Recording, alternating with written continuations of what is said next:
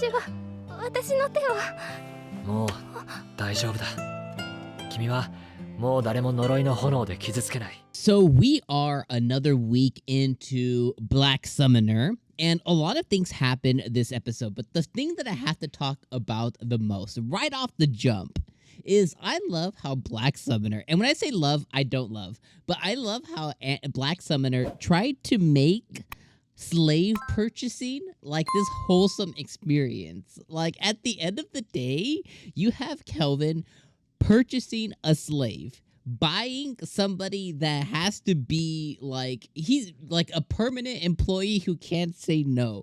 Like he bought a slave. And I love how the anime tries to like twist and turn it to like, oh, he saved her, you know, so it's this wholesome thing. Yo, homie bought a slave, you know what I mean? And I loved how like they just try to make it this like, you know, wholesome kind of thing. And even the Black Knight calls him out. He's like, oh, you're at that age, or you might as well just go make it happen. He's like, it's not like that. It's like, it's totally like that, bro. And also, before you guys put the glasses on and be like, yo, but slave owning in this world is not the same as normal slave. It's totally different, blah, blah, blah, blah, lore. It's a slave, all right? Slave owning is slave owning. Just own it.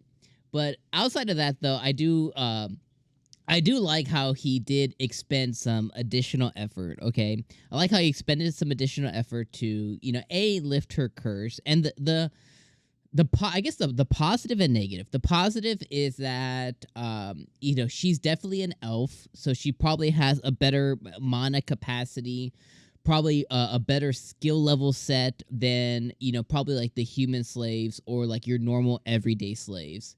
So the positive is that he got a more unique character or a more unique confidant than he would have if he had gotten a normal everyday slave. So he, you know, out of the cream of he got the cream of the crop. Out of the crop, he got the cream. So I think that's a positive thing. I also like how he was able to get a new spell that will probably benefit him later on in the future as well.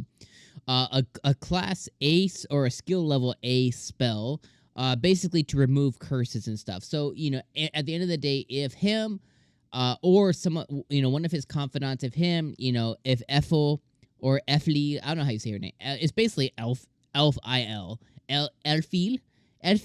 If him or Elfil or whatever gets a curse, he now has the ability to wipe that. And based on what they kind of set forth here on the episode, it sounds like he's able to pass on his skills. They didn't really show us her skill tree here yet, but it sounds like he's able to pass most, if not all, of his skills over to Elfil. So there's a chance that she may also have that ability, as she could hone it and, you know, be really like a master at it too. So that's all really positive. I like how he, you know, he learned it. He saved her. You know, from her, the sad thing for Elfil's story is that she's been a slave since birth. So that is very sad, you know, to kind of hear that, you know, she's basically like her oldest memory is still of her being a slave. So that really sucks, you know, for her, you know, that she has kind of been stuck in this rigmarole of slavery her whole entire life. Based on the curse that she had, it's probably not likely that she's ever served a master before just because she's been cursed. So I kind of, you know, she seems to be at this age currently. She's probably somewhere between the ages of, well, I mean, I guess I don't even want to assume because she's an elf, so she could age differently. But she's probably in between the age of like 13 and 25. My guess is she's probably about 16 or 17, somewhere in there. But she could be older because it could be double or triple because she is an elf. But at the same time, if she's never worked for a master before, she's probably on the younger end of that spectrum. But we'll probably find that out kind of later on. But, you know, obviously now she's very, you know, Kelvin he's got her in his debt. He was able to lift the curse. She's now going to have experiences that she's never had before. And because Kelvin, you know, the nature of what he's trying to accomplish, she's going to live a much better life than she would have serving any other master, period, out there. Very similar to, like, the Raftalia situation in Shield Hero. She's going to level up, get skills, serve a purpose, serve a master, you know, be more purposeful than any other life that she would have lived before. So I definitely love all the Elfil stuff. I also find it dumb and silly. At the end of the day, even the Black Knight, like I said earlier, like a couple minutes ago, I said, like, the Black Knight called him out this episode of like, oh, you're at that age to have certain desires and stuff, which he will probably fulfill through her at some point. But I like how the innkeeper, I love the innkeeper, and I love how they said, like, oh, I like how the Dark Knight was like, is she going to be part of your harem? He was like, what? No. Like, yo, why not? Get yourself a little nookie from the cookie. You know what I mean? It's okay. She a little thick in the right places. It's all right. Have a nightcap with the innkeeper. But, he afraid. You know what I mean? He too young. He like 20, 24, or whatever the age is. He's immature still. Do the innkeeper, give her a little something, she'll give you a little something. But at the end, whatever. Anyways, the innkeeper hooks up and was like, yo, I don't got any more rooms for you. You're gonna have to double bunk with your little elf girl. クレアさんにもう一つベッドのある部屋を頼んだんだが、空きがないらしいのだ。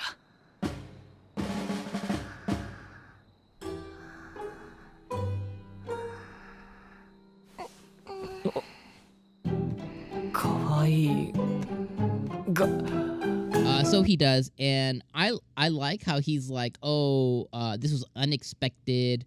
I'm not gonna be able to sleep now. It's like, what did you think was gonna happen when you bought yourself a little elf girl? Of course, you're gonna be with you, sleep with you, attend to you, everything. And he acts surprised by it. So I was like, that's dumb. Last thing I'll touch on is just the guild master stuff. I love how the guild master was able to see right through him. I like how he had I think it was the analyze eye skill. The guild master had like a level A analyze eye, and he was basically able to see like you're from another world, you're a summoner. He was basically everything that Kelvin was trying to hide, he was able to see through. The only thing he wasn't able to see through was the fact that one of his familiars is Melfina. Which, I mean, he probably wouldn't know who Melfina was anyways. But we learned that the guildmaster saw through him. He was able to cut a deal with the guildmaster to not only level up to rank B, but, obviously the guildmaster knows he can take on rank S stuff. He's going to basically protect the town, protect this city from all the other threats that the heroes can. We learned, and correct me if I'm wrong in the comments, you guys might know, I think there's 4 heroes that were summoned originally to kind of protect the world against the Demon Lord. Those 4 were summoned through Melfina as well, and she even said this episode she picked the prettiest boys and girls that she could find to reincarnate. They were summoned through this world through one of their churches or gods or one of the priestesses summoned them to fight the Demon Lord. So Kelvin's main objective here isn't to go and fight the Demon Lord. It's to just keep this city and town safe. So personally, if I was in Kelvin's shoes, that's a much better deal to have with the Guildmaster and kind of have like going like that gives him a purpose. Like my purpose is to save this nation, this city, this state, this town, versus having to save the world. Like the world is a big objective.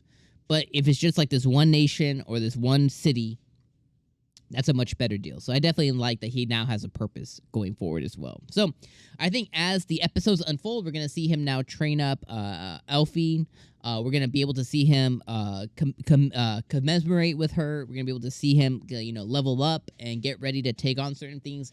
And then we're going to see him be able to take on other quests and stuff as well. So let me know what you guys thought about this episode down in the comments below. Let me know what you think about the slave stuff, and let me know what you think about 𝐿𝐼𝐼. She's so cute. Little maid outfit, too. Let me know what you think about all that in the comments below. And my friends, I'll see you guys next Saturday. Deuces.